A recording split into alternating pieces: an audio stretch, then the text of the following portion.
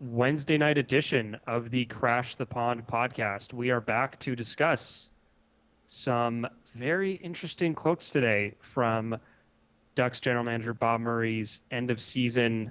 I was going to call it a press conference, but it was a Zoom conference, the first of its kind. Mm-hmm. Before we get into that, believe me, there is a lot to get into. Jake has some words for us. So why don't you take it away here, Jake? I know that this is a hockey podcast, but with kind of the current human rights climate, I'd be remiss not to take a few minutes to talk about it and stand up for what I believe is right. And so what's happened to George Floyd was not right. What happened to Ahmaud Arbery also was not right. What has happened to so many other people of color in this country due to racism, that's not right either. Black lives do matter, period. And the deeply ingrained racism of this country and the world, it needs to stop. As a whole, we have to work to change this. It's not just on me, not just on you. It's on all of us to work together to change this. We all must take our right to vote seriously in every election and make informed decisions. And if it's possible for you, donate to causes that are fighting against racism every single day. Simply put, though, we all need to make every effort to be actively anti-racist. Let's make sure to be kind to each other, and let's leave this place in a better place than we came into it. So hopefully that kind of message reaches everyone out there. Yeah, I mean, really, no matter what you think or what you feel, vote. Yes. You know, we have a lot of people with really strong opinions to the point where they're enacting them in a very negative way. And if you're not voting, it's kind of hard to take you seriously because that's actually where it counts, not doing anything else really when it comes down to it. So definitely get out there and vote, keep track of local elections, statewide, as well as nationally, because that is one of the biggest single issues today. So I'm glad that we're able to be on the same page about that because that is very important. Well said by Jake. Tough to do, but we got to get it off our chest so we can move on to hockey, to sports. Move on and hopefully now provide a little bit of entertainment for all of you after kind of going over sports ball. Important news of the day that needs to be talked about a little bit. Correct. So let's get into these comments. So we're gathered here today to discuss really nothing else but Bob Murray's press conference. There's I guess two things. Kodie Curran is now officially a member of the Ducks. We talked about him on the Patreon episode. Yeah, we did, but he signed a 2-year, $2 million contract with the Ducks. And we actually have an article up about it at crashthepond.com, which you should check out. But Bob Murray did speak to that, so we'll have an opportunity to talk about it. Let's just jump right into the quotes, really. There's no time to waste. So I'm going to skip the first one. So for anybody who's wondering, if you go to the Ducks website, they have a transcript of the Zoom conference. The first quote, there was a question about how they've been conducting business and how they've been going about the new reality of remote, conferencing and interviewing. So not really a whole lot to take away from that. I kind of love the second question of what are the challenges of using programs like Zoom, as if like they can't figure out how to use it or something. Yeah. I wonder what kind of Zoomer Bob Murray is. Is he the guy who like doesn't know he's muted, or what type of background does Bob Murray have? Yeah, is he like Jake who has a beach background? Oh, that beach background was great. It was. We had a little Zoom conference for our beer league, and Jake had a pretty epic background. So yeah, I don't know. Maybe he just has like a Jared Bowl background. Maybe something like that. Fire Carlisle said that Bob Murray doesn't know how to use backgrounds. That might be the answer. He might be that guy who doesn't know how to use backgrounds. That's fair. I still don't use them either. Like you? Well, I know how, but supposedly my computer doesn't have the capability to do it. But all that aside, let's get into the first meaty question with a even meatier response. It's a pretty loaded question. What did you like/dislike about your club's 2019-20 season? I mean, it's like asking the head of a company, what have you liked/disliked about your company in the last year? Like, where do you even start with that? And so Bob Murray just took the baton and he ran with it. I'm going to read the whole quote. I'm going to try to dilute it a little bit just so that we're not droning on here. And there's just something about the way Bob Murray talks. It's in these very short, kind of aggressive sentences. And so I'll do my best. So again, the question is, what did you like/dislike about the season? This is Bob Murray. The record wasn't where I wanted it to be or where anyone wanted it to be. The question is why? Again, I'm encouraged. There were some stretches of very good hockey played by this group. Definite steps in the right direction of playing faster, quicker, and doing some things the proper way. Far too inconsistent. We played good games against good teams, and show we could play, which, by the way, stepping away from that for a second, is actually true. We talked about this during the season. The Ducks, I'm thinking back to a Capitals game, I think early in the season, where the Ducks have had some really good performance throughout the year. They definitely did. So I think that so far in this quote, I don't think he's off the mark here. The Ducks were pretty inconsistent. They ended up being more consistently bad, but I would say in the first 3 months of the season, they did have some pretty, high highs and some low lows. Agreed? Yes. Are we kind of grading? Are we giving Murray a passing grade so far? This quote? Yeah, I'd say I'd give him a passing grade so far. So far, there's a lot to go though. Yeah. There's there's two plenty. giant paragraphs. Yeah. Why? Okay. So we played good games against good teams and show we could play, and then we failed to show up. Why? Special teams. Oh, Bob, you've got me there. Thank you, Bob. Special teams. Get back into the quote. Special teams, a major concern. If you put us in the middle of the pack on special teams, we could be one of the teams playing right now. Well, nobody's actually playing, but you know what he means. We're so far down the totem pole, and that's inexcusable. That's on the coaches, players, and everybody. That has to be fixed. Certain things are going to change. I'm going to be pushing very hard. The inconsistencies cannot be allowed to happen with the way they were. In hindsight, because of the year before and what happened at the end, I kind of backed off and gave everyone space. I didn't feel I could be around as much. In hindsight, that's a mistake, an error in judgment. My people argue with me on that. That won't happen again. Everybody's talking about the young guys. It just led players at times to say, it's just a rebuilding year and that it doesn't matter. Up and down the lineup, some of the kids were allowed to get away with murder this year. That's over. Accountability in this group is going to change. I've said that a couple times. I'm hell-bent on that happening going forward. The coaches are going to hear that loud and clear. They already have. That goes right from the lowest ice time to the most ice time, and the most veteran guys to the younger guys. That leads to the inconsistencies. Some of that was, okay, we have some of the young guys. We're going to be young. Let's step away here for a second. There's more to break down. What the hell was that?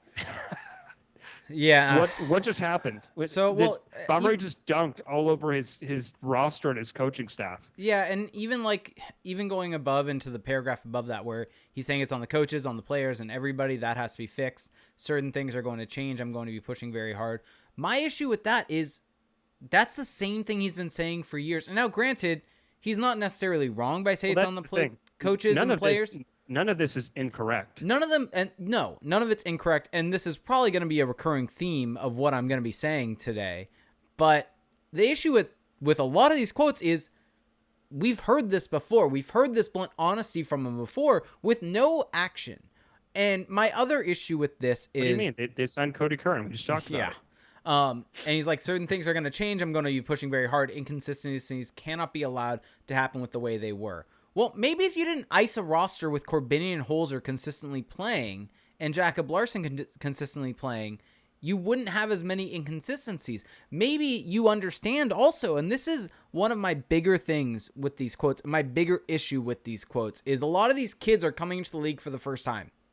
And hold on, let's save some of that because we've got plenty of time to talk about that. But let me at least get to this though, is that you got to be honest with where your team's at. And I feel like... Well, special teams were bad. No. And so here's where my point is that the gist that I've gotten from, let's just say with that first paragraph and a little bit of the second paragraph, is that Murray thought that this team was going to be better. And well, I think we all did, though, No, right? we did. But we also, you and I both specifically said this, that the standard deviation for points this past year was great. Well, I think he's making it sound like that was, like you're saying, like that was the expectation. Yes, and that is my issue, is that you should be coming in, yes, it's awesome if Sam Steele, if Troy Terry, if Max Jones, if these guys become 40-point players and they push your team into a playoff spot. If Andre Kosh is able to score goals again, that's great. But that didn't happen. You have to understand the potential and the potential negative of these kids. They're coming in and they're getting their first taste. Now, maybe it's a bigger disappointment in a year or two, but if this is still the case, but it almost just feels like there's a lack of understanding on his part of where this roster is and where it should be, and understanding the development of these kids in a way. Well, one thing I will give him credit for is the special teams thing is just correct. Yeah, there wasn't really a agree. reason for that to be bad. That could have been good, and they just were not at any point. Yeah. So that's not good, and that is correct. But yeah, everything else kind of an interesting tone so far. Very aggressive tone, like I was saying. Okay, let's get back to this quote. The other thing that didn't work properly, and again, our depth coming up with all our young guys. We had injuries again, but that was better. That was an improvement. Man games lost were down. That was better. It was always our kids who were our best players when they were coming up. But then you have too many kids. You can't play with all kids in this league. The league is too good. For a stretch there, we had far too many kids in the lineup. Now it's going to be difficult with budgets and things. Who knows what's going to happen with the American Hockey League? Those guys are a year older, so that should help. That was a little bit of a problem. Enough of the excuses with that. We have to fix that. It was enough of some really good hockey played that I expect a big step forward next year. All right. So can I jump in here? Because there's a whole lot of words. That was a lot of words. There's a lot of words in here that don't necessarily say a damn thing. I think I just said kids about 20 times. Well, and here's the thing. Kids. It's the kids. Kids. In the paragraph prior to this, he said that the kids were allowed to get away with murder. And so my understanding and my assumption reading that is that, well, remember, we're decoding Bob Murray's speech here. And we can't take it at face value. My personal view of that is that Bob Murray saying that they didn't go about it the right way. They weren't in there early and staying there late. They weren't going about their business the way that Bob Murray views a hockey player should be going about their business. Would you agree with that? I think that's what he's speaking to, because I think what he's saying is the on-ice performance was admirable. But and that's the thing, is that he goes from throwing all the kids under the bus to then saying they were our best players when they were coming up. Well, that's the funny thing, is that it is kind of interesting to, on one hand, say that their off-ice attitude supposedly was bad, but then they were still the best, or they were still very good. So how much did that really matter then? Yeah, exactly. It is an interesting thought. His statement, so guess what sentence sticks out to me out of that third paragraph? To you the most? Yes. Oh man, I don't know. I mean, okay, how about this one? You can't play with all kids in this league. Yep. Ding, ding, wow. ding. I'm proud of myself. You should be proud, because why? Why? if they're your best players, why not? Well, yeah, it's kind of a self-defeating argument. You established that they're really good, but then you say you can't play with all of them. But if they're all good, I mean, it's just the math it's like the GIF. I don't know what movie it's from, where the guy has all the equations floating in front of his head. Oh, it's from The Hangover. Yeah, that's kind of what this feels like, reading this paragraph. We need like a Rosetta Stone to figure it out. It's his speak that he needs the roster to not be all kids because of toughness and all that stuff. I think what he's trying to say is that when he says it can't be all kids, he means we can't have a party in the locker room every game. We can't have all the kids hanging out between games, going to Newport Beach and playing the Fortnite. Playing Fortnite, that evil Fortnite game, which I don't think anybody really plays anymore, right? I mean, there was just a pro-am with NHL players for Fortnite. It's not necessarily the thing anymore. Josh Manson, Troy Terry, and Max Jones played in it for the Ducks. Yeah, but the NHL is usually late to that stuff. So anyway, so let's get back to the story here. Yeah, I don't want to spend too much more time on this paragraph, but it sounds like this is everything that happened this last year so far when it comes to the young movement is just against Bob Murray's core, and he's never really had to do that as a GM with the Ducks. He's always had veteran teams. He's always had competitive teams, and this sounded like it was not like a fun adjustment for him. He took over the roster. I mean, he took over as general manager when Getzlaf and Perry were entering their prime. Yeah, he never had to experience this, and I don't think he's loving the other side of the coin. No. So yeah, welcome to reality, Bob Murray of the NHL. Where you don't inherit two Hall of Famers. Correct. Well, let's say one lock Hall of Famer. Two Hall of Famers. Okay, Hart let's trophy. move on. So he has this quote here about answering how much did the cancellation of the remainder of the AHL season affect the organization. I don't know if I really want to get into this one because I don't think it's as relevant, but why don't we just blaze through it anyway? Yeah. Just to give people context, because maybe not everyone's going to take the time to read this. I wouldn't blame them. It's kind of hard to get through. So let's get into his answer. That was a big disappointment for me, speaking to the cancellation, because I'm a big believer in these guys playing playoff games as a pro. Okay, well, yeah, it's a disappointment to everyone, but there's a pandemic. Anyway, we had that set up fairly well. If everyone would have stayed healthy and we get the guys down who could have gone down at the end of the year, that would have been a really good team. Agreed. The Ducks could have iced a really good AHL team. That would have been very healthy for them. For example, Troy Terry, we did what we did, which when he's saying that, you'll recall when the Ducks sent down Troy Terry at the end of the year, Jake was livid about that. But still listen, livid. Jake, still livid. Bob Murray's going to explain to you why they did that. So let's get into it. We did what we did because I wanted him to go down there and lead them into the playoffs, which he was doing. But he didn't play in the playoffs the year before because he got hurt. He didn't play down there. He was out. Regardless of the success of some of these guys have had in the past at college or whatever stage, it's still not professional playoff hockey. That's a disappointment, but no one else got to play them either. It is what it is. On the flip side right now, all of our players, on the flip side right now, we're on all of our players right now. Well, that was a hard sentence to read. Sorry, buddy. So he's saying they're on everybody. This is the summer where there aren't too many injuries. Everybody is cleared. Hampus, Cam, they're all cleared. A couple nagging things guys are getting worked on, so this is an opportunity to get those fixed. Okay, so yeah, AHL playoffs being canceled, bad because, the Ducks would have had a pretty interesting team. The Ducks could have won the Calder Cup. Well, they had to get in the playoffs first, right? I think that they were in a playoff spot at the time of cancellation. Yeah, so, they could have had an interesting team. Because they could have had all the kids, basically. They made and potentially Trevor Zegras. Not potentially, they would have. Yeah, so that would have been interesting. That is definitely a disappointment. Not really a whole lot to take away from that quote, to be honest. But just to finish it off, it's going to be a long summer, so let's take advantage of it. That's how we're addressing this. Let's take advantage of this. I'm pushing Dave Nunez, Tard Marchand. We're pushing our strength and conditioning staff.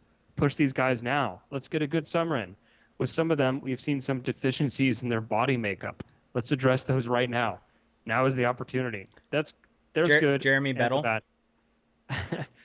The AHL playoffs, I was counting on those, but nobody else got them. Okay. Hey, fair enough.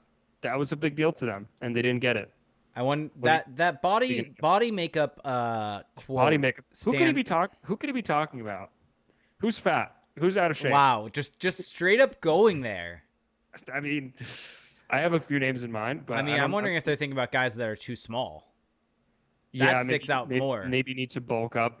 And that sounds like a statement basically from Jeremy Bettle, who's the strength and conditioning coach. Or is it that, or it's something like that? No, he's the director of sports science or something like that. Yeah. So, something more advanced. But yeah, it's an interesting quote because in their body makeup, so like their body composition, so maybe not enough musculature. Who knows? I don't know.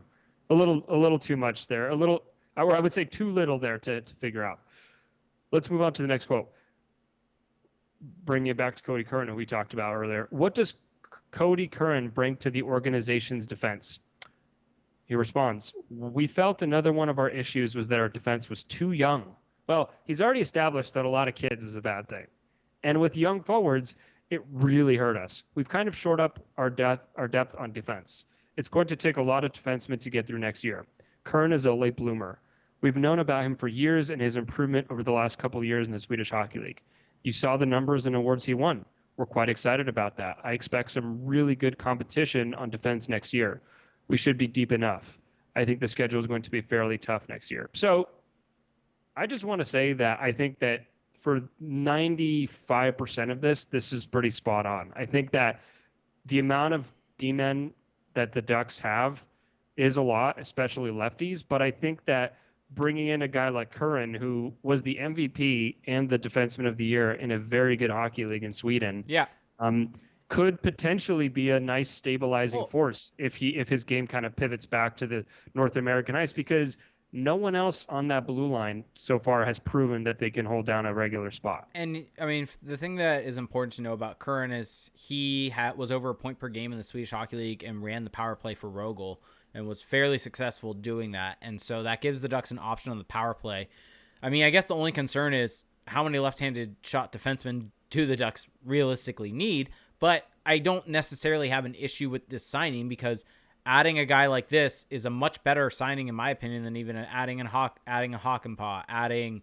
He adds something that they don't really have. Exactly. Outside of the lefty thing, he adds a true offensive threat. Well, and I think there's no real downside to this. If he doesn't work out, he goes to the AHL, or maybe he wants to leave and go back to Europe because he had a KHL deal. They Anton Rodin him. Yeah, and so it's really a win-win for the Ducks. If it doesn't work out, they can probably get out of it, or he's in the AHL. My issue with this quote, because all of it's fine, except, does Bob Murray understand aging curves? Well, here's what I'm not sure about. When he says that the blue line was too young. Yeah.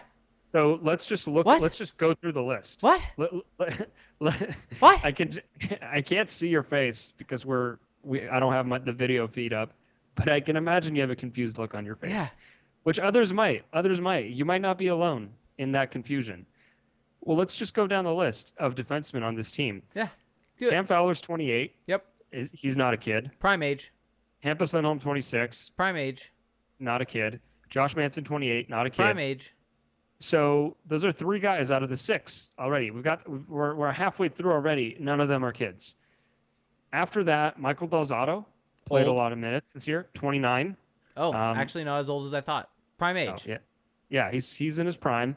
So we're at 4 out of 6 now. Christian Juice, 25. Entering his prime. Youngish. Jacob Larson, 23. Young. Now he's 23. He was 22 at the time. Yeah, I would say young. He's on the kid side. Yeah. We'll give Bob Murray that one. Matt Irwin, 32, although he only played down the stretch. But Holzer was the other option. Corbin and Holzer, yeah. That's 30. Like, you're talking about Irwin, but then again...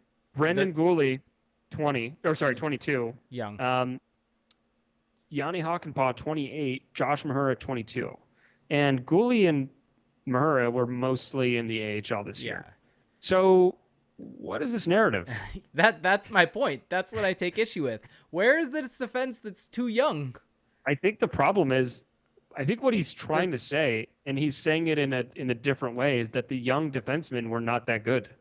Either that, well, I think what he's trying to say is that essentially what he considers the defense, or he's considering all the guys that we're saying prime age as being young still. Yeah. I think he views Hampus Lindholm as being young, Cam Fowler being young, but they needed a steady veteran on the third pairing. These guys are your veterans now. Like they needed Brian Allen. I've made this argument before. Cam Fowler's played more games, more playoff games than a quote unquote veteran in Michael Del Zotto. Yeah. Yeah, it's a little odd. I don't really get it. I mean, I think another thing maybe the reason he feels that way is because outside of Cam Fowler, which Ducks defenseman had a good season? I guess you could throw Eric Goodbranson kind of in there. Oh yeah, but did we even mention Goodbranson? Yeah, I don't know. Oh, because he's on the injured reserve. That's why I didn't see him. And he's 28. Yeah, exactly. So, yes, exactly. So yeah, that narrative's weird. It's weird, but the point I'm trying to make is that maybe they seem quote unquote too young when they're not playing well. I mean, Hampus Lindholm did not have a great season. Josh Manson, I mean, it seems like a portion of the fan base turned on him this season. So maybe that's where that narrative comes from. I mean, I'm really grasping at straws. I mean, it's also, let me just throw this out there as my overarching theory here. And this is my overarching theory a lot with Bob Murray, is he's almost grasping at straws in a way to lay the blame elsewhere with a lot of different things. he's also grasping at straws to find different ways to say what he actually thinks. Yeah. Well, Because obviously he's not telling us the entire truth no. here. But here's my issue with a lot of these quotes, and there's more of them to come, is that Bob Murray refuses to take accountability. In any one of these quotes. Well, no, he does say everybody needs to be better. But he has not. Yeah, he has not. There's not like a specific, hey, this is on me. He has not said this is on. He has not said this is on me to go get better players. This is on me to Well, he said he was going to get them help, I guess. But yeah, it's not taking. He's not taking blame for the failures, for having too high of expectations. He's not putting himself between the expectations and the team. He's laying the blame elsewhere. He's kind of watching the expectations eat up the team as opposed to standing between them, which can be an issue. But again, he's not wrong on most of these. It's the messaging. We talk a lot about messaging in our era right now, and the messaging here is maybe a little problematic. Okay, how did your interest in Curran develop? So the head European scout, Jan-Åke Danielsson, mentioned him last year. He thought he was coming on with Rogel at the end of last year. This year, the notes were regular once a month. He would say, Bob, we've got to sign this guy. Bob, we've got to sign this guy. When I was over there one time, I went and saw him with Jan-Åke. I said, wow, he's a late bloomer who figured it out. I talked to him yesterday morning. He had some issues with the Russian team and a Swedish team with his rights. So just to clarify, he had signed a contract in the KHL and essentially got out of it to sign with the Ducks. So pretty serious about coming back to North America. It took him a while to get this done. I give him credit because he bought himself out of a little bit of trouble with the Russian team. That sounds very cryptic. What does that mean? What does that mean? Is there like is there some kind of like Russian mob threat here? Like what is going on? Anyway. I think there may have been an out that he had to personally pay out of pocket to do. I just love how cryptic that sounds and how he had to buy himself out of it, a little bit of trouble. Yeah, like did they have KGB? Dirt on him? Did they have dirt on him that he had to just pay them off? Like it's just such an unnecessary comment within this, but I love it because it just adds a little flavor. Anyway, he wanted to be here. He's learned how to train. Some of us take longer than others. He's figured it out. He gives us more options on the back end. For a couple of years, we haven't been as good as we usually are, but we're going to fix that. Okay, so yeah, that's like a soft accountability there. Yeah, soft accountability. Soft. Because who else could be making those decisions? I do find it interesting, though, because I was talking to someone the other day about how the heck did they get to this point of signing Kodie Curran, and I hypothesized, well, the Ducks do a lot of scouting in Sweden. I mean, you look at their roster. They signed Jani Hakanpää last summer. Well, yeah, but he was out of Finland, right? Yeah, but my point still still stands is they're signing. Look at every year. I feel like every year they're signing guys out of Europe. Anton Rodin. Yeah, I mean their presence in Scandinavia is pretty strong, and I mean their batting average is pretty good overall. So, and I think this is. Well, I'm counting like draft picks. Oh, too. Okay, fair. Yeah. Not just pro scouting. Sorry. Yeah.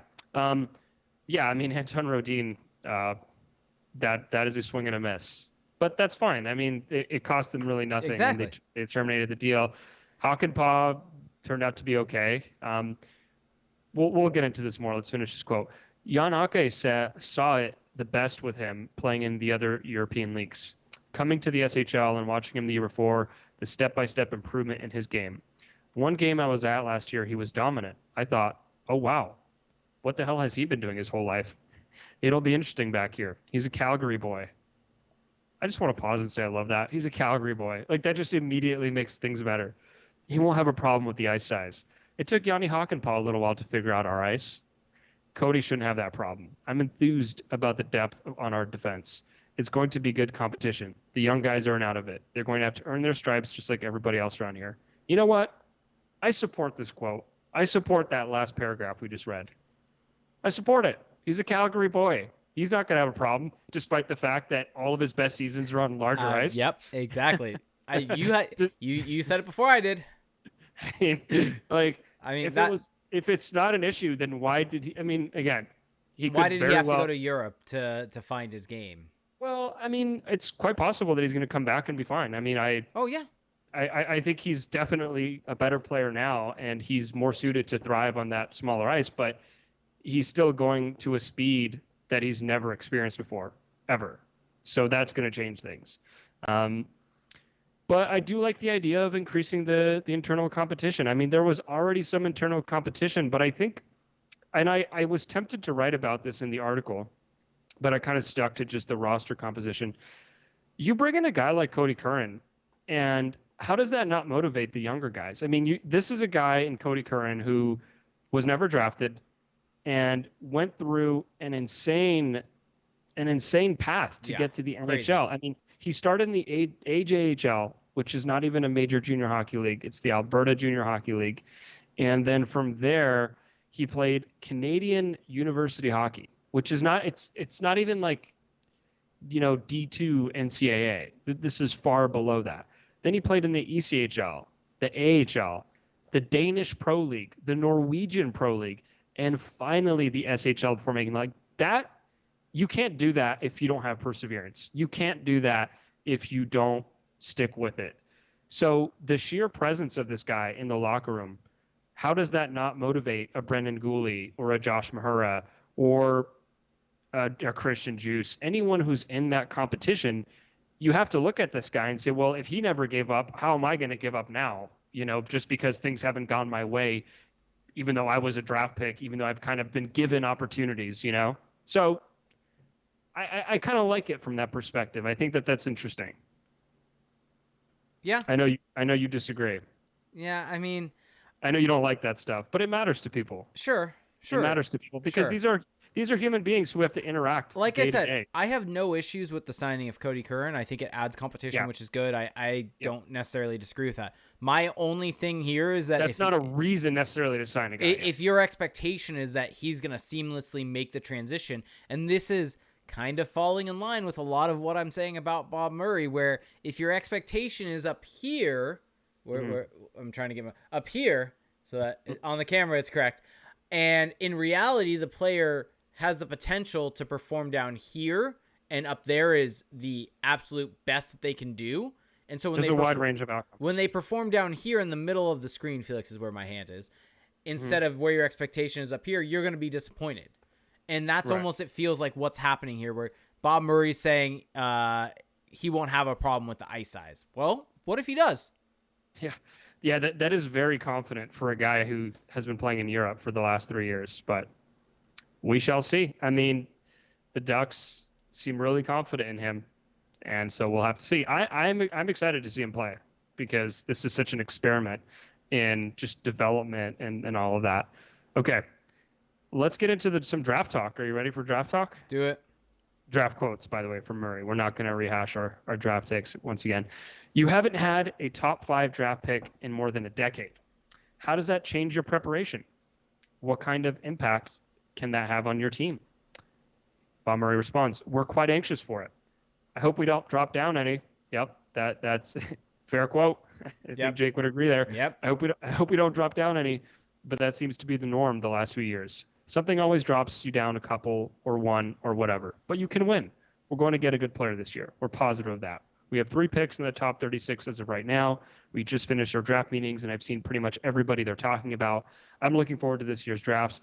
We'll add to our young depth that's starting to grow. This is a 10 out of 10 quote. Yep, nothing to complain about there. This is a 10 out of nothing from Jake, so you know it's a winner. Exactly. Nothing from me. Where did you stand on the draft lottery procedure and the 24-team return to play This plan? one was interesting to me. This one was all over the place, so Yeah. let's get into it. I don't envy the job that Gary Bettman and Bill Daly had to do. There was no perfect way, but other than that, my mom always told me, if you don't have much good to say about something, don't say anything. So damning with faint praise there. Yep. They did the best they could. Bill has been excellent with me. He helped me a lot with the Kodie Curran thing. He's helped me with some other things we're planning going forward that we need to do as an organization. It's a long time between March 11th and whatever the date of training camp will be, like November 1st. Let's use that as a hypothetical because we don't have any dates yet. Or was that a slip of the tongue? Who knows? Yeah. It's a long time. I have lots of ideas, and Bill has been a great sounding board for those. Let me ask you this. I feel like he gave things away in there that he wasn't supposed to say. Yeah, let me give you this. The fact of it's clear that he was frustrated with something. with the fact he's like, my mom always said that if you have much Well, good to say, I'm just then trying don't to say figure out what he would be upset What about. was Is he it the more lottery system? Was he so here? I think it's three things. One, that the draft should have been in early June, like we had said, and they would have done that whole format. Mm. Two, he's mad about the fact that the play-in teams are in the lottery. Or three, that they didn't expand the playoffs even further and the Ducks aren't in the playoffs. I think that the first two are the most likely. Probably. I just figured I'd throw that one out there because they said, and the 2014 return to play plan. I think he probably was speaking more to the draft lottery procedure You'd think aspect so. of that question. My favorite thing about this quote, though, is when he says, "Bill has been excellent with me. He helped me a lot with Kodie Curran." That has to do with the whole Russian thing. I know. Like, did Bill Daly pay off the KGB? Like is that what happened here? I just love these cryptic elements that have nothing to do with the question. Yeah. But that's why we love Bob Murray. Yeah. Because he just says things and then we talk about them. Well, I mean, that's why I love this Zoom conference. Okay. I think Bob Murray is all of us right now, where when you put him on Zoom and you've been maybe a little deprived of like human interaction outside of your, he just starts rambling.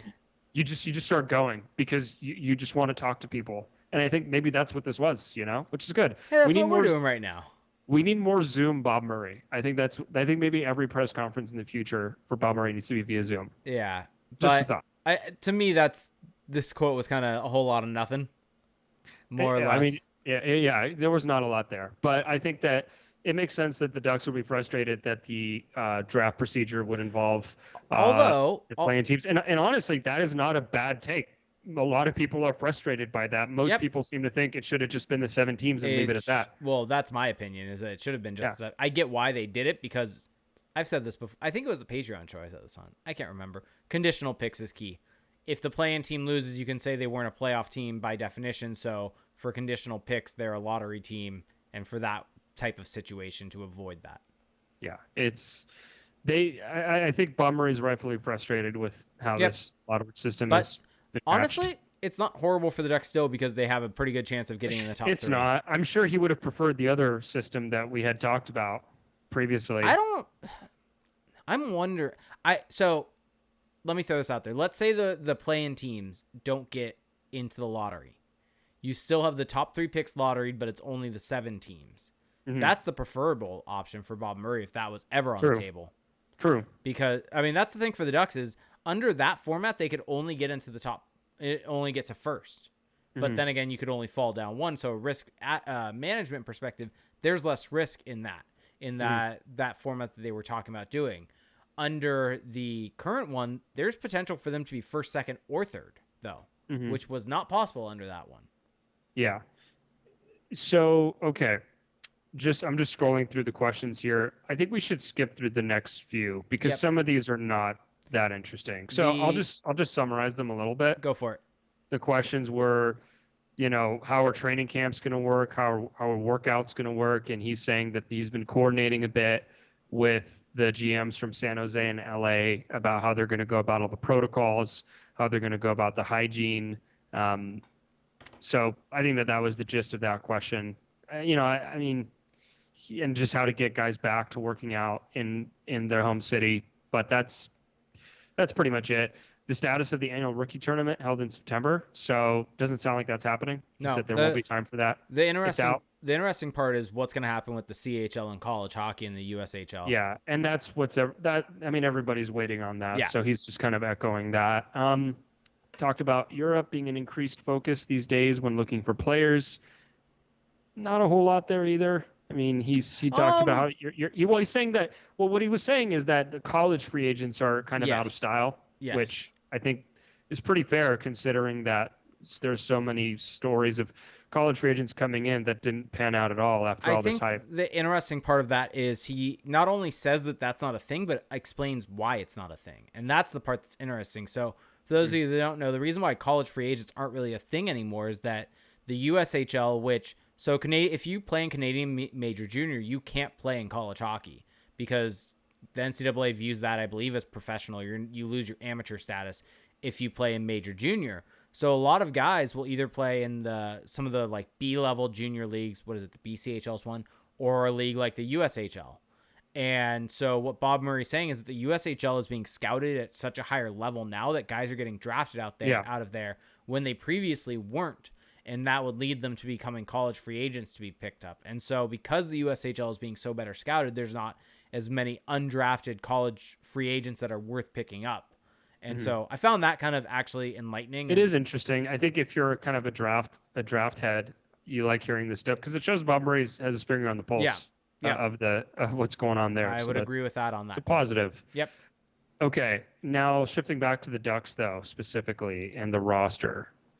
This is where Jake might start losing his cool a little bit. We'll see. I had a quote tweet about this. Jake had a quote tweet, so plugged an article of mine. Of course. Well, here we go. So, how can you get more out of Rickard Rakell? Did you gain anything from your exit interview with him? That feels like such a pointed question. The exit interview specifically, but anyway, they were all good. I didn't have too many bad ones this time. Why is he referring to other interviews and they're asking specifically about Rakell's? Maybe this is a transcription error, but anyway, they were all good. I didn't have too many bad ones this time. It was very insightful. I think he's a very determined young man right now. I'll just leave it at that. Ooh, cryptic. Cryptic Bob strikes again. Here's my view on Rickard Rakell. I wrote an article about this. Rickard Rakell's seasons have not been that much difference over the last 3 years. The main difference is goals, which is shooting percentage. If you look at expected goals, he's actually been better the last 2 years. He's generating better chances. They're just not going in. Maybe I think his teammate quality isn't maybe what it used to be. Exactly. Either. Maybe as the general manager, you should push back on this idea that you don't need to by getting more out of Rickard Rakell, it's a situation where he needs to keep playing his game and eventually the puck will go in the back of the net. Well, it's a situation where, he's got to figure it out as opposed to looking at the stats. Maybe you should send him the article. I quote tweeted this quote, so maybe. Find a way to get him the article. Let me see if I can get Bob Murray's email. I'm sure it's like bmurray@anaheimducks.com or something. Probably. I don't know if I'm going to get in trouble for saying that, but anyway. Where's your confidence Outed. level? Yeah, I'm outing Bob Murray's email. Anyway, where's your confidence level regarding your core group of players? Whoa, that is a loaded question, especially knowing how Bob Murray has spoken about his core group in the past. So let's see what he said. The core players have to elevate their game. They know it. They know it after talking to me. They have to elevate. Take the rebuilding or whatever everybody's calling this. Are you trying to channel him right now? It's no excuse. The core guys have to pick up their games. They can't be so inconsistent. If they show more consistency and more drive all the time, everybody else around them will follow. A lot is on them. They're aware. I'm going to help them. Wow. Laying down the smack on the core players. You know what? This is so typical Bob Murray. All right. Let's hear it. Hear it. This is tell this me about straight out of the Bob Murray playbook of the core players have to elevate their game. This is on them. Look back 4, 5, 6 years. Getzlaf and Perry weren't good enough. They didn't step up in Game 7 for us. They needed to be better. We didn't get enough out of our star players. This is so typical of Bob Murray. You could probably every single end of year press conference find a quote like this from him. Because here's the issue with this quote. There are people out there that believe this and eat this up every single time that he says it because people are willing to lay the blame on the players for a failure. And wait. Sorry. Keep going. Sorry. Keep going. And here's the issue with this is that maybe the players maybe you didn't support the players. Maybe, and I'll give him credit on this. He said, I'm going to help them here. But maybe you've had too high, like I said, you've had too high of expectations. Maybe there's also other players that you could bring in to help support those core players. Maybe you're viewing this team that, honestly, doesn't really have a superstar player on it. And you're viewing that team as being a playoff team when in reality, they need to get some more talent in. This team needs to retool, rebuild. Yeah. And yes, the players need to accept the responsibility. The expectations seem a little crazy here. Yes, and that's my biggest issue here is that... Well, he did trade Andre Kasha and Nick Ritchie. As shots at the core players. Yeah, like just kind of out of the blue. Well, Shuffling deck chairs. here's my thing with this quote though. Go for it. Although it is definitely straight out of the playbook.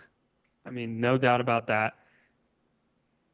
He might not be necessarily wrong again. Oh no, the core is not good enough, but that's also on him. No.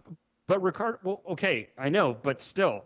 Okay. Ricard Raquel did not have a good season. Okay. Or not a season to his standard. Let's just put it that way. He had a good season. I mean, he was 42 points in 65 games, but the 15 goals is maybe what sticks out. Hampus Lindholm, I don't think this was a great season for him. You know, the possession stats, the shot metrics were not as dominant as they've been in the past. And the elephant in the room is John Gibson. I mean, he had a .904 save percentage this season. Outside of that, Josh Manson. I mean, I know that he's not relied upon at all for offense, but 9 points in 50 games and just kind of generally and at times a negative defensively. Yeah, the core wasn't great this year, but maybe this core is, and back to your point, maybe the core is not what he thinks it to be anymore. Maybe he's not going to get vintage seasons. That being said, I still think a lot of these guys can be better. We've seen them be much better. No, and I think that's fair, but it's just, I guess my frustration is that this is the same old quote that I've seen for 10 plus years. And the problem with it is that it's almost true every time. It's just, it kind of comes off as you're missing the rest of the situation. Yeah. So let's move on to the next quote. Let's see here. Okay. Ooh, this is another one that might get Jake riled up. Let's see. What did you think of the job Dallas Eakins did in his first season behind the Ducks bench? All right, you ready for this? Go for it. You ready for this? I thought he was very organized and well prepared. I thought the communication was good early. It got off track a little bit. As I've said before, he had to get rid. I don't know when he said this, but was it? I don't know what, but I'll get into it. As I've said before, he had to get rid of some of the things that came from Edmonton. I think those are gone now. He was very hard on some young people in Edmonton, and it kind of backfired on him. I'm not saying it's all his fault, by the way. He took the foot off the gas a bit with them. He's going to be much more consistent and on point with everybody next year. He had to get a few things out of the way, and he did. All right, let's stop right there. Whoa. What just happened? He had to get rid of some things that came from Edmonton. As I've said before, I'm trying to figure out when he said that. He may have said it at the introductory press conference, or maybe he's confusing himself saying it with is that Eakins saying it. Is that a Freudian slip? Well, Dallas has said it before. Dallas has made the point before that he made errors in Edmonton that he's needed to learn from. So I think what he's saying here, and what could be valid, is that he kind of went from being a hard ass in Edmonton to too much of a player's coach in Anaheim. And then now he's trying to find the happy medium. But would that have made a difference is the question. No. Is that like going back to the quote that was early on from this thing is that he, in one hand, says the kids were given too much free reign. Well, and then I feel like this is why Bob Murray loves Randy Carlyle, because he just cracks the whip. Yeah. There's no question that he's doing everything he possibly can to push his players. The problem is that fizzles out after a year or two because guys get sick of it. Yep. So anyway, you were saying, sorry. Well, no, what I was saying was that basically you have Bob Murray earlier putting it on the kids for running roughshod over the locker room, and then you also have him praising the kids, saying they were our best players. So who knows what he's really actually thinking? Well, and he sounds mostly supportive here. Mostly. And acknowledging. Well, we haven't finished the quote, so we should finish it. We were a decent hockey team a lot of nights. That's why I expect much more next year. We showed we could play the game. They have to get better on special teams. They're working on it. You can't watch certain teams' power plays. I'll use Boston. That's a pretty damn good power play. We don't have those players. So we have to have a different sort of power play. You have to work with what you have. You can't recreate a Boston, Tampa Bay, or Washington power play. We can't try to do that because we don't have those people at this point. We're getting some. We're starting to draft some of those high-skilled people. For now, we're going to have to do it a bit different. That's my message. We can get better on special teams. That's on coaching and the players. That's something they're working on. Here's what I don't understand about this.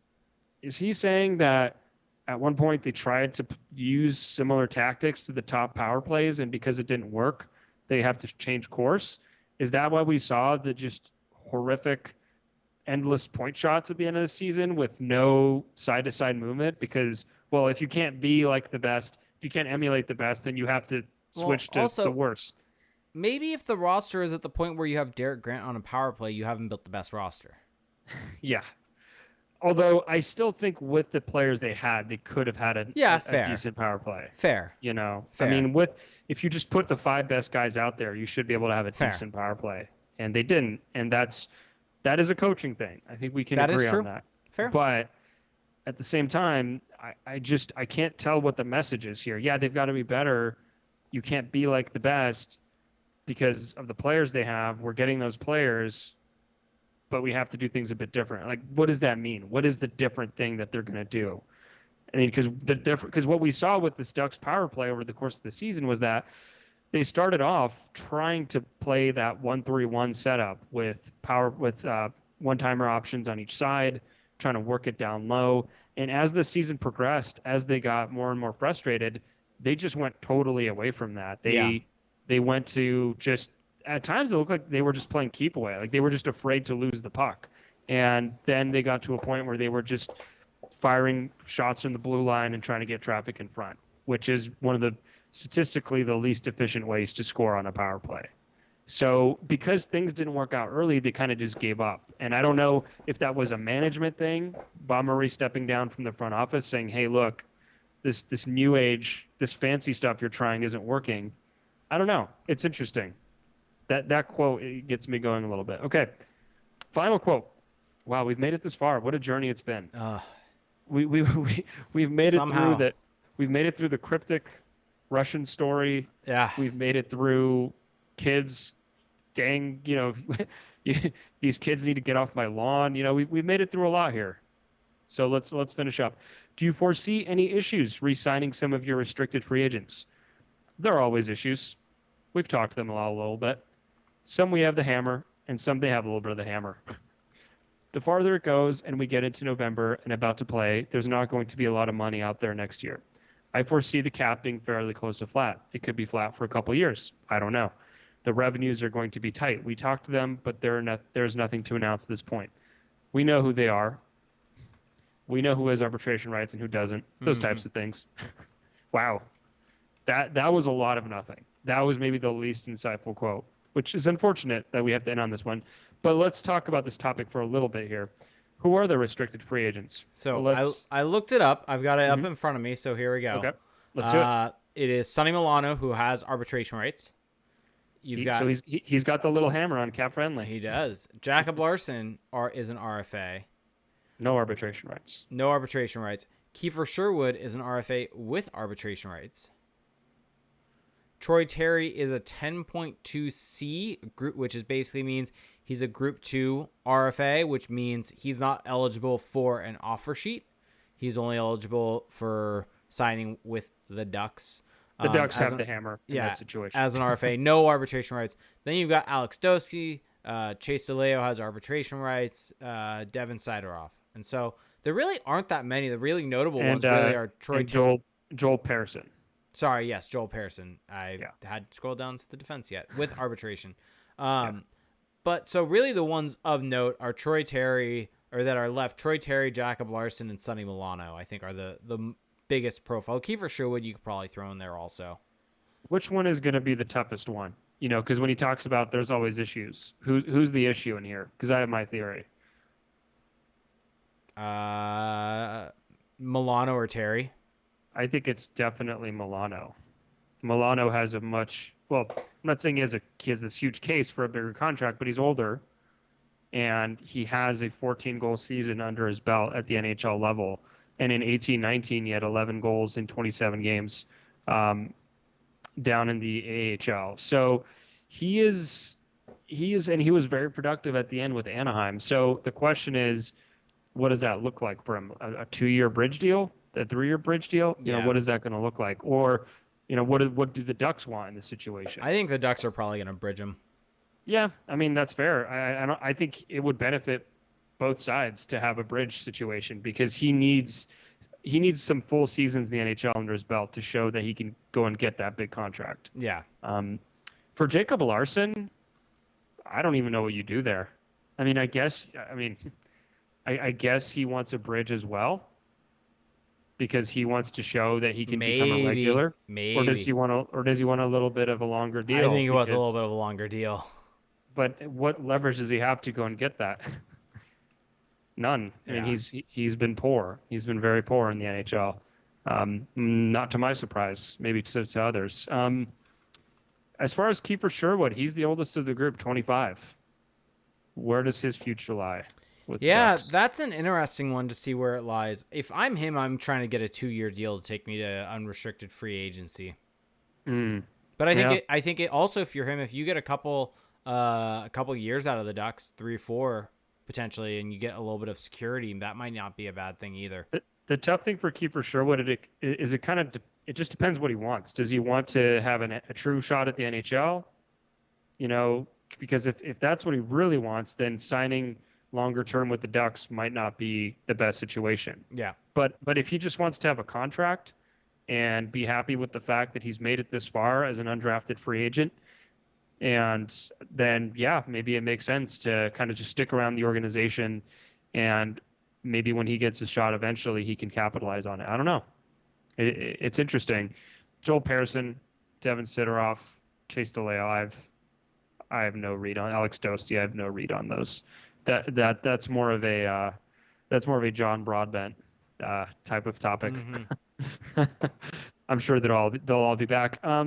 Okay, well that does it for this interview with Bob Murray. So any final thoughts? Any closing thoughts? Anything that you haven't said yet that maybe you wanted to say about this presser, or just about anything Ducks related right now? So I threw out the call for some questions. So for those of you listening that don't know, we do a Twitch stream of the show each and every time. And you can find it at twitch.tv/crashthepond. If you want to help support the show, you can go ahead and do it by supporting us. If you have Amazon Prime, you get 1 free Twitch Prime sub each and every time. You do have to hit that subscribe button after 30 days. Also, if you just want to follow us, you'll get notified if you hit that heart button or the follow button whenever we go live, so you're notified when this stream goes live. But it helps out and supports a fair amount and helps out a lot, and you get special badges next to your name. So let me see. We got a couple. Does Trevor Zegras make the big club right away? Even though Bob Murray loves to talk about how they need to learn in the AHL first. Where do you kind of project with next year, kind of where Zegras is at? Especially understanding what's going on with the with COVID-19 and where the league could be. Well, let's assume that we're back in a normal situation. And the AHL is back also? Because I think that's the big question, is whether the AHL comes back. I think he's going to be in the NHL. I think with everything going on, I think he's going to be in the NHL. That's also because I'm not sure what's going to happen with the AHL. Yeah. I mean, these comments about the AHL make me wonder, like, what do they mean by that? Yeah. The AHL is going to fold? Yeah, who knows? I don't think that's going to happen. I mean, the Golden Knights just announced that they're starting a new franchise. That's true. I don't think they would be doing that if they had an inkling. That was from GoDucks10, by the way. So we got this question also from Fire Carlisle that said, do you think that both Mark Morrison and Marty Wilford are brought back next season? Could they be casualties due to this bad special teams play?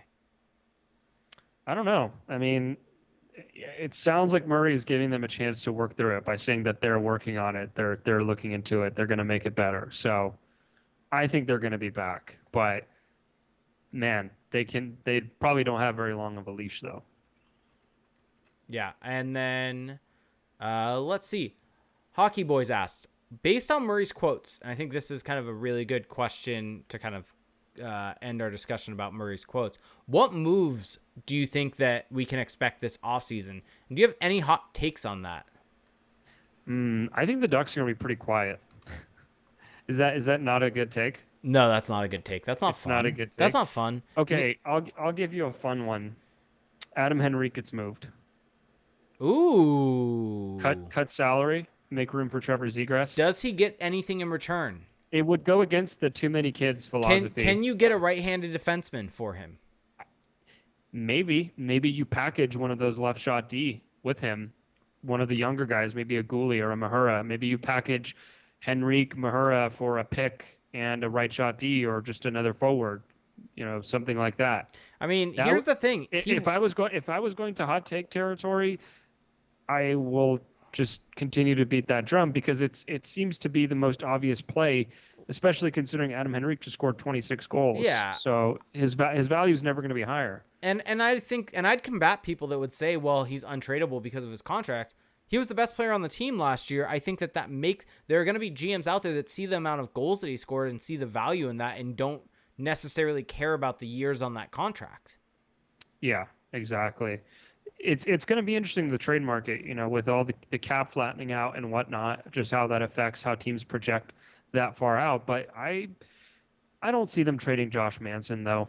That's the one that we've talked about a lot. But because it didn't happen at such an obvious point in time to make it happen, yeah, I feel like the ship has sailed a little bit. Potentially. And I also just don't know what Manson's value is anymore after this season. He didn't have a great year. Yeah. I still think his name carries some brand value, but I don't know.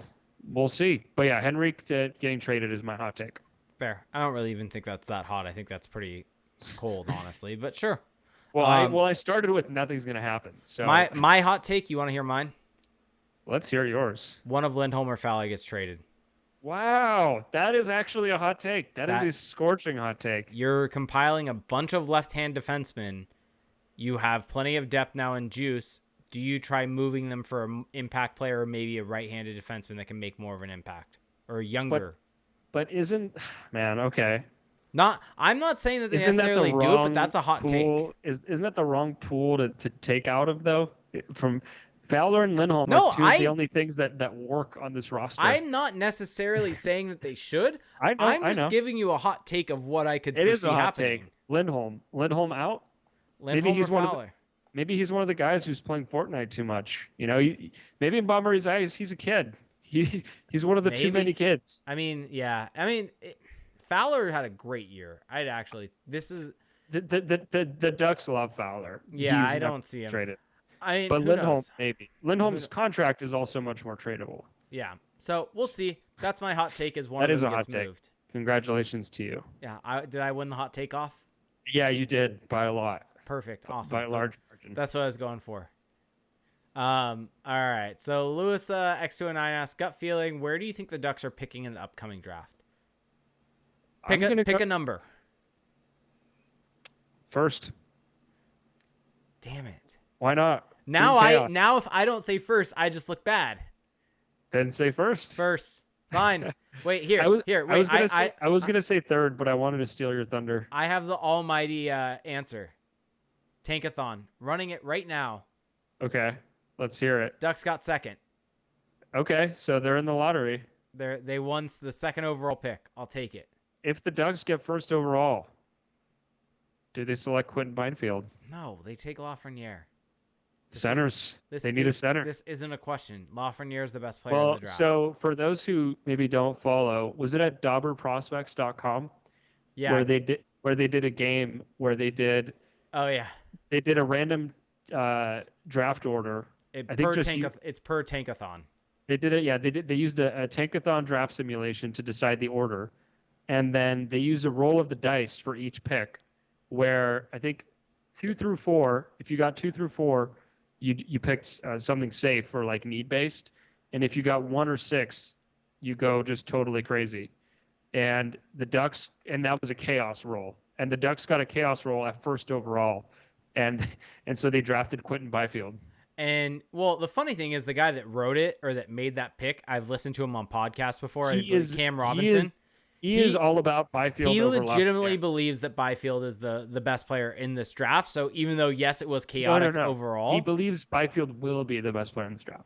Yes, I think that's a good distinction to make. And so he understands Lafreniere going first, but Byfield would be his first overall pick projecting out.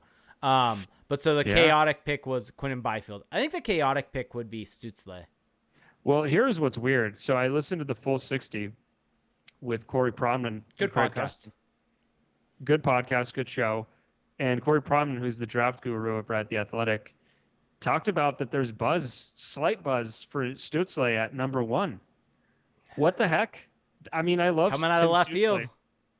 I love Tim Stützle, but he is not worthy of the number 1 It's funny pick. Because some drafts have him as low as 7. I think on Wheeler's board he was like 8. Yeah, that's right. And I think because Wheeler had Rossi as a third. Scott Wheeler, by the way, on the Athletic. Yeah, so I don't. Pronman, I respect what he does. I love his work, reading his articles, but his takes on this draft, maybe it's because I've just done more research on this draft than a lot of drafts in the past, so I have more opinions, but I've never found myself just so much disagreeing on everything with his rankings. Yeah. So, all right, let's hit this question and then remind me. I have another question that was actually a comment on an article that I want to pose on the podcast. But Ken Pafu asks, how much do you think the Ducks have to improve before Bob Murray cuts the line to try to save himself from the Samueli? Basically, how much do the Ducks need to improve to keep Bob Murray's job? I think they need to get back to the playoffs. Yeah. I don't think they need to be contenders, but I think the Samuelis need to know that they can count on this team to bring in that playoff revenue. Yeah. And if they can't do that, then that's a big problem. Yeah. All right. So here's the question I was going to ask you. And this was posed on, I believe it was the article I wrote breaking down the draft lottery. If the Ducks won the first overall pick, not stating the terms for what happens after that, though, would you trade the first overall pick for both of Ottawa's picks? Would Ottawa trade both their picks for the first overall pick? So if it's second, let's just say first is the Ducks, second is Ottawa, third is San Jose, so Ottawa. Would the either team make that trade? So I don't think Ottawa would. Second and third for first. Assuming that's how it all plays out. Oh, man, I don't know. I kind of love the idea of being first and just having who I want. I also love the idea of having 2 and 3 and just increasing the possibility that I get a superstar, spreading out my risk a little bit. Yeah, I think Ottawa does not do it. But I don't know. I just don't know why Ottawa would do that unless they thought maybe you're going to take the guy that they want. I don't know, but yeah, I wouldn't do it if I were them. But if I'm the Ducks, I would propose it. Why not? What about if Ottawa is second and fifth or something like that? If San Jose is, I don't know if that's possible, but no, second and fourth. I think you keep the first. I think you. I don't know. I think that's tough. I think if Ottawa is second and their other pick is as low as it possibly could be, which is what, third?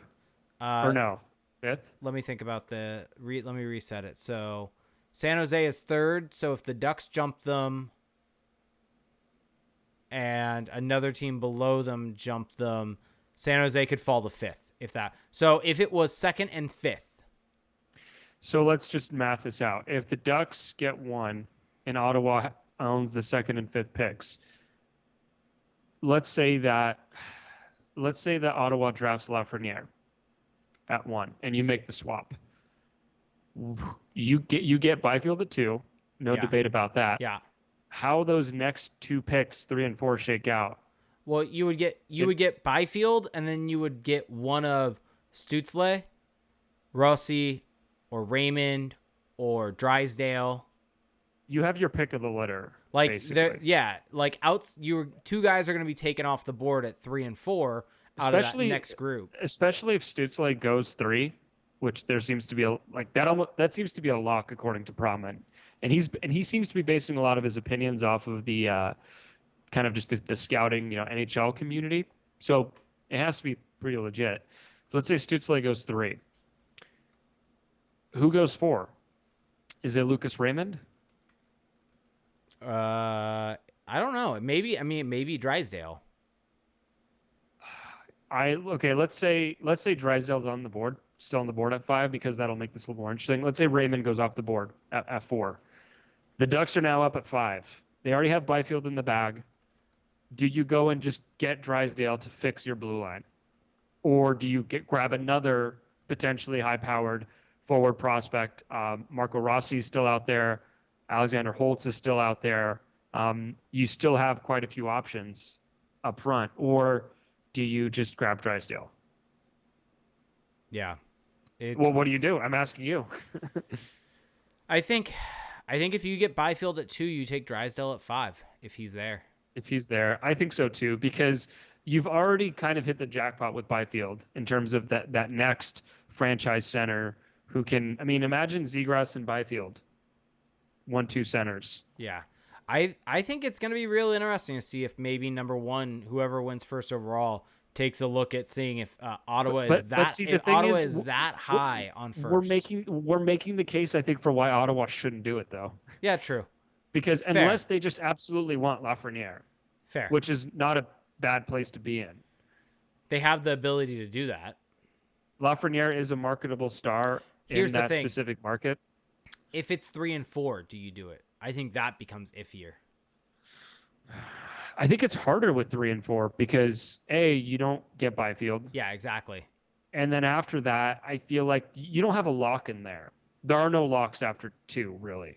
I mean, we know all these guys are going to be good to really good to elite, but if you can't get Byfield out of that swap, I feel like it's no go for me. Yeah, I think that's fair. Mm-hmm. Okay. Oh, and you said we had a question in an article. That was the question. Oh, that was the question. Okay. Yeah. So I was just making sure to remind you. Yep. Staying on top of it. Just got the Ducks winning the draft lottery. Could happen. Ooh. Lafreniere would fix a lot. We for this definitely team. need to look. This is now us just discussing future podcasts at this point on the podcast, but we should definitely be doing a live stream during the draft lottery. Well, it's on the 26th, Have which they set a time? No, but it'll probably be at like 5 p.m. here or something like that. Yeah, that's in 4 weeks.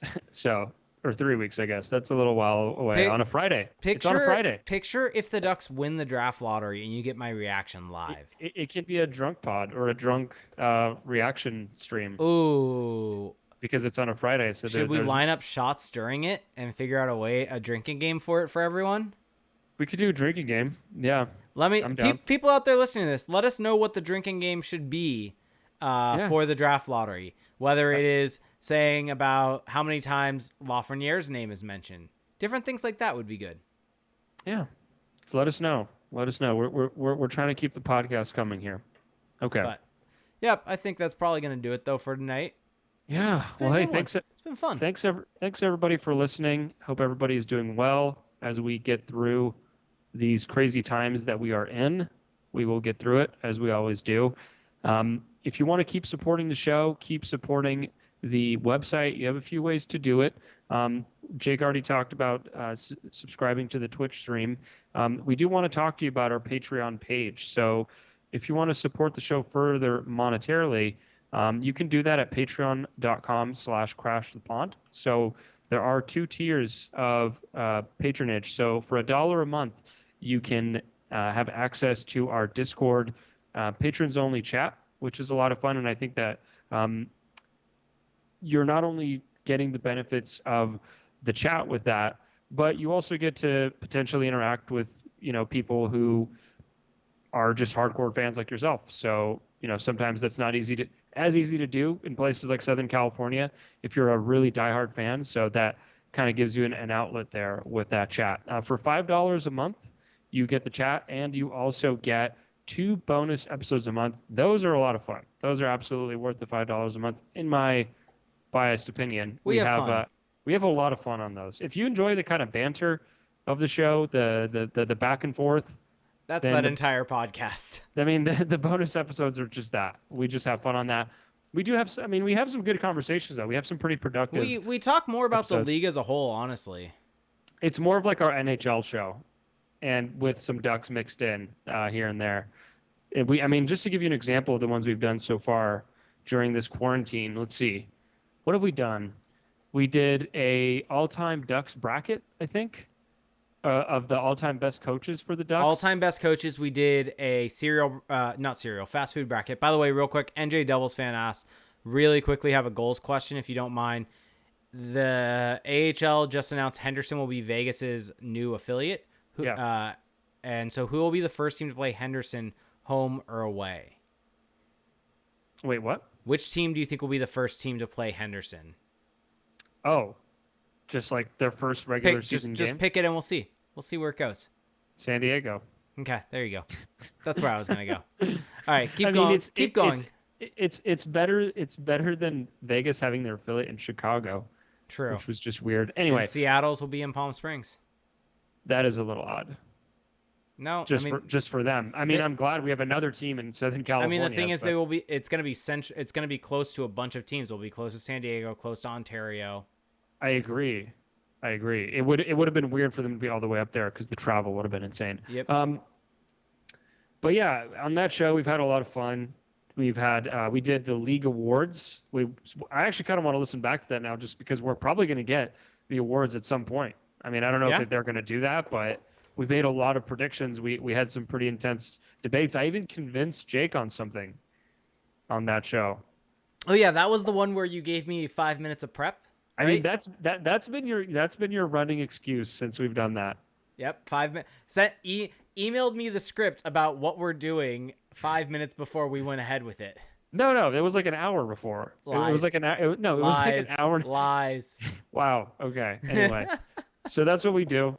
That is what we do on that show. It's a lot of fun. $5 a month. Patreon.com/CrashThePond. Another way to support the show, if you want to do something that's not going to cost you anything except your time, leave us a review and a rating on Apple Podcasts.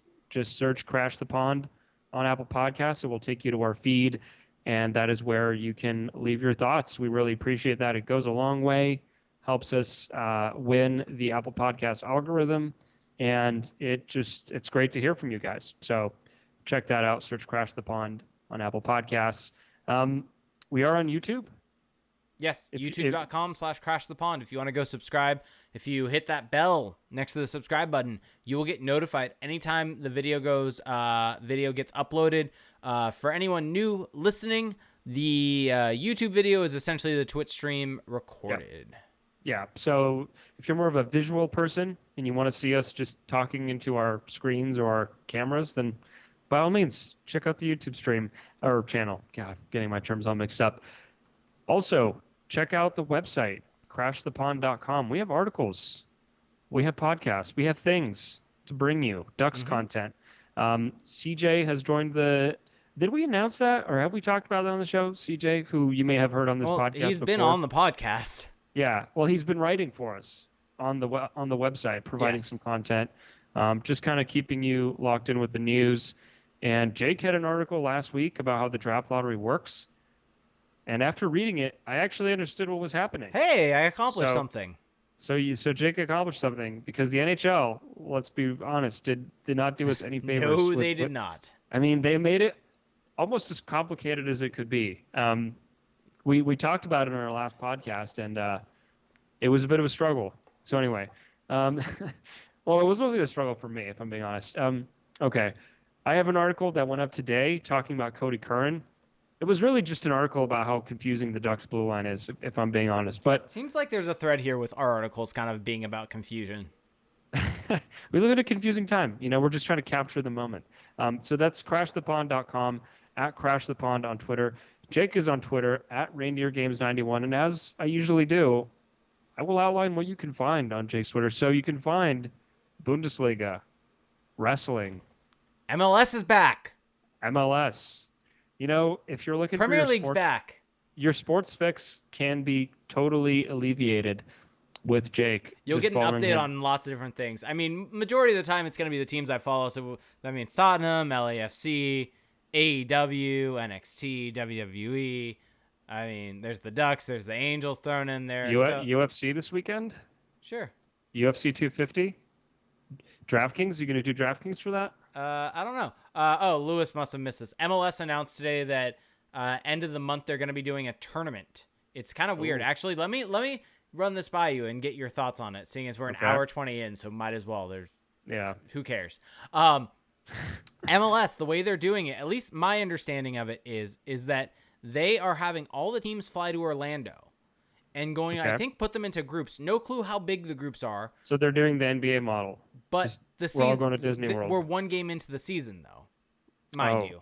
One game into the season. So they're having them travel. They will have every team travel to Orlando to play a tournament in Orlando where you will play 3 round robin games and then play a tournament style format after that. And it's just a tournament. There's no, it's not the season could start afterwards. It's just something to get the players playing for a trophy. Okay. It's very random, but also I'm like, okay, sure. Where I stand on all these things now is I just want to see sports. It could be the worst format, and it wouldn't matter. I just want to see sports. Lewis wants to know what the notable fights are for UFC 250. Wow, now you're putting me on the spot here. Well, it kind of depends. The beauty is in the eye of the beholder, because some people are really down on this card and others are not. If you're a fan, a lot of people. So Sean O'Malley has kind of a cult following as a result of joining the UFC through The Ultimate Fighter. He's back with his second fight since coming back after a long layoff. So he's at the bottom of the card in the bantamweight division, and then headlining the card, you've got Amanda Nunez, who is the greatest female MMA fighter of all time. She's defending her belt against the pride of Canada, Felicia Spencer, who is also very, very good, who is 8-1 as a mixed martial artist. So that should be a great headliner. Cody Garbrandt is also coming back. Aljamain Sterling. There's some really good fights. It's actually going to be a good card. I was really down on it at first, but that's just who we are in this day and age. We're suckers, for these pay-per-view events. I'll pay it, whatever. Just hook it to my veins. It's sports, especially in this quarantine period. Duxco asks, why aren't you mentioning the NBA news? It's because I don't pay attention to the NBA, so I don't know the news. Well, and I'm a Warriors fan, and the Warriors are just irrelevant right now. Sorry about that. MLS, though, here's actually what they're doing. So the tournament's in Orlando. Dates to be confirmed, but there's a 35-day maximum for the tournament. We'll work with players who may have personal concerns. The tournament winner receives $1 million plus a trophy. So just a random one-off trophy. Regular season to resume afterwards if it's safe to do so. Return to stadiums unknown but likely to be in empty arenas. Could extend regular season deep into December. Could have playoffs in 2021, but plans to complete in 2020. Are they calling it the Corona Cup? That would actually be hilarious. Can it be brought to you by Corona? Yeah. Yeah. Just go all in on the bet. Yeah. That would actually be funny. Okay. Well, we're just deeply off our rockers now, but that's okay. Yep. And, anyway, AEW is still going with great shows every week. Mike Tyson struggling to rip his t-shirt off. When we get done with this, at some point, as we're an hour 20 in, I'm going to go finish watching Dynamite to see what happens. Don't spoil anything for me, people. I just want to say that Mike Tyson struggling to rip a t-shirt hilarious. Made him human to me. It made him much more relatable. I want to know what that t-shirt was made out of. Was it like titanium laced? Maybe. Who knows? Also, AEW just trying to buy out all the UFC stars who are frustrated with their contracts. Henry Cejudo. I mean, trying to get the draw, Gotta respect it. Maybe they'll go after John Jones now that he just vacated his belt. Gotta respect it. Yeah, I respect the hustle. I mean, it's still just not actually a sport, but, semantics. It's a potato, show. Potato. It's a show. It's entertainment. It's a show. Sure. Yes, it is entertainment. That's true. It's scripted entertainment. Yeah, I mean, that's fine. There's nothing wrong with that. What was I going to say? I was going to say something. Oh, yeah. Well, so, yeah, that's what you can get by following Jake on Twitter. Yeah. All of that. This whole little random tangent we've been on. I'm also on Twitter at Felix_Sicard. I have 2 articles up. I've already talked about it, Crash the Pond with Kodie Curran, and I just had an article go up at the 4th period. I did a post-mortem on the Ducks season. So check that out. Check us out. Keep following along. Hope everyone's doing well, and we will talk to you at the next show. Have a good one, everybody. Bye. Stay safe and be kind to everyone. Yes, be nice. Just be nice, Yep. Nothing wrong with that. Anyway. Bye.